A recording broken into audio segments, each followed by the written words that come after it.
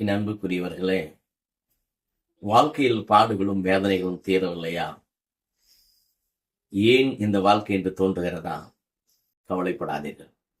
இந்த உலகத்தில் உபத்திரம் உண்டு என்று தான் இயேசு சொன்னார். ஆனாலும் நம்மால் தாங்க முடியாத வேளையில இதோ விடுதலை பயணம் 23ஆம் அதிகாரம் 20ஆம் வசனத்துல ஆண்டவர் இப்படியாய் சொல்லுகிறார். அஞ்சாதே, உன் வழி பயணத்தில், உன் வாழ்க்கை பயணத்தில் என் வானதூதரை உனக்கு அனுப்புகிறேன். அவர் செல்லும் வழியிலே உன்னுடைய கால் உன்னுடைய வாழ்க்கையில தடுமாறாமல் இருக்கும்படியாக அவர்கள் உன்னை தாங்கிச் செல்வார்கள்.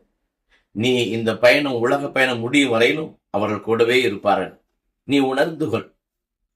ஏனென்றால் அவர் கூட இருக்கும் பொழுது அவருக்கு பிடிக்காத காரியங்களை செய்தால் அவர் கோபப்படுவார் என்று எழுதப்பட்டிருக்கிறது. பிரியமானவர்களே, பயப்படவே வேண்டாம். எந்த சூழ்நிலை வந்தாலும் சரி, எப்படிப்பட்ட பாடுகளும் வேதனைகள் வந்தாலும் சரி, அது உன்னை மூழ்கடிக்காது, அது உன்னை கீழே தள்ளாது.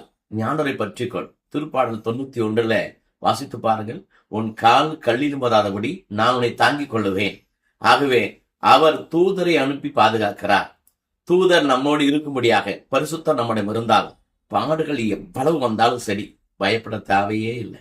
அவர் வந்து உன்னை பாதுகாப்பார். உன் வலப்பக்கமும் உன் இடப்பக்கமும் உன் முன்னும் பின்னும் இருக்கிறார். இதை நினைத்து உன் பாடுகள் முடிகிற வேலையில நெருக்கங்கள் வரும். அந்த பாடுகள் முடிகிற வேலையில பாடுகள் தாங்க முடியாமல் கண்ணீர் வரும், கவலை வரும், வாழ்க்கை வெறுக்கும். ஆனால் அதுதான் விடிவு நாள். பொழுது விடியும் பொழுது எப்படி இருள் இருக்கிறதோ அப்படி பாடுகள் முடியும் பொழுது இருளும் பாடுகளும் இருப்பது போல தெரியும். ஆனால் தூதர் கூட இருக்கிறார்கள். ஏசு ஆண்டவர் நம்மை சூழ்ந்திருக்கார் என்பதை மறக்க வேண்டாம்.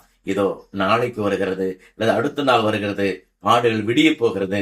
ஆண்டவர் சொல்லுகிறார், இந்த வீட்டுக்கு உனக்கு இன்று மீட்பு உண்டாயிற்று என்று லூக்கா 19:9 சொல்லப்படுகிறது. மீட்பை ஆண்டவர் ரெடியா வச்சிருக்கார். வாங்குறதுக்கு தைரியத்தோடும் விசுவாசத்தோடும் பரிசுத்தத்தோடும் அவரை தேடுவோம். நம் பாடுகள் எல்லாம் மாறிவிடும். மகிழ்ச்சியாய் வாழ்வோம். ஆமென்.